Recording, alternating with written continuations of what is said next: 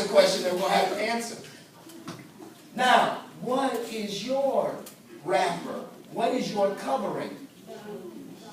Your shield could be God. Your shield could be, what about church? Does it protect you until just at the right time? What about your parents? Don't they choose to protect you until just the right time? What about school? Doesn't it cover you with education until just the right time? It protects your spirit, which is a good comment because all of us are spirit. We have a soul and we live in a body. We are spirit.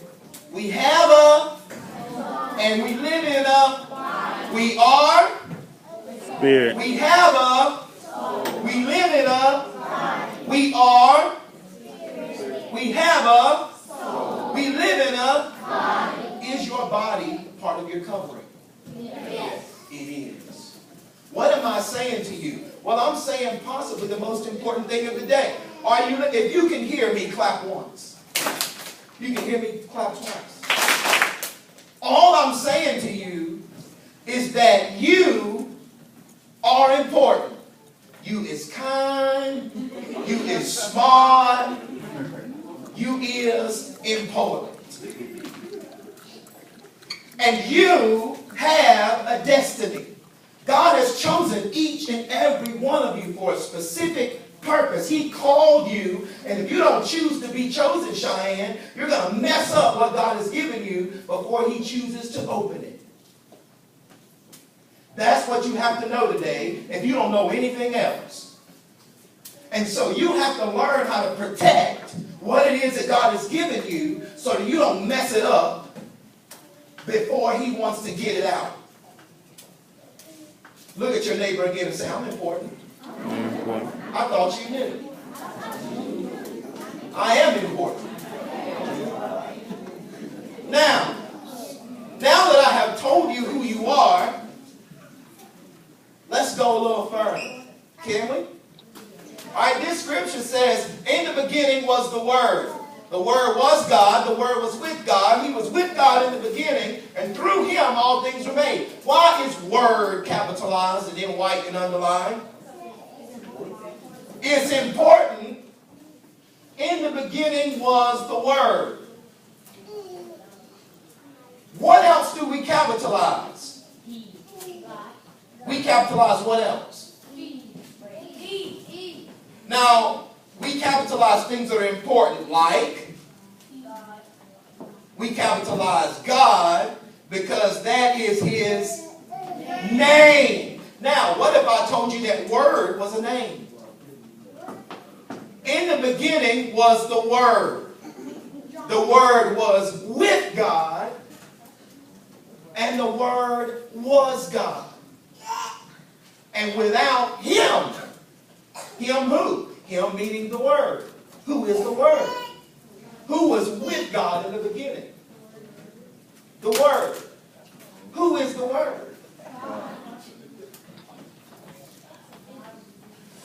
So God was with Himself. That's a good question. In the beginning was the Word. The Word was with God. The Word was... All right? So right now, you don't know who the Word is, right? All right, let's go to the next slide. And the Word became flesh and dwelt among us.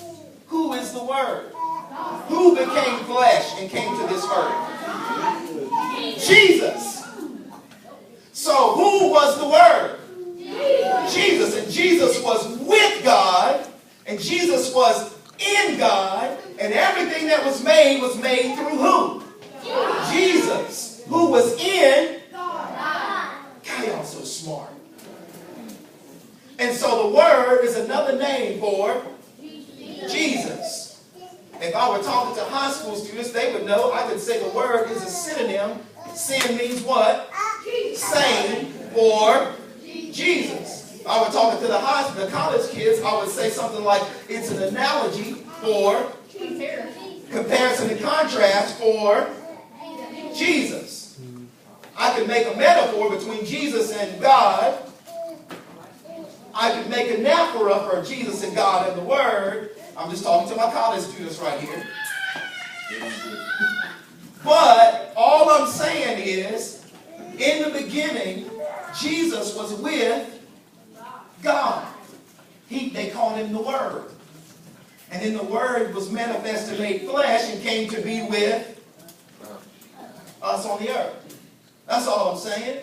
You got that? Now, why am I telling you that? Because Jesus is the example of God's seed. Now, if Jesus was in God at the beginning, what was God doing for Jesus? Same thing your rapper was doing for your candy. He was shielding him until the right time. And then the Word became flesh and dwelt among us. But what if the Word had...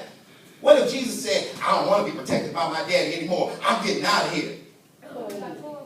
It would not have been good, and would things have happened the way they should have happened? No. What am I saying? Yes. And so if you're a seed, and Jesus was a seed, and Jesus' parent was protecting him, and your parents protect you, what do you have to know about the covering? That covering is helping you. Because if you go outside of what your parents tell you to do too soon, what can happen? You could fail. You could mess up real bad. Truth be told is you could get dead. Truth be told is you could go to that place that starts with an H and ends with an L. Truth be told is you can go to jail.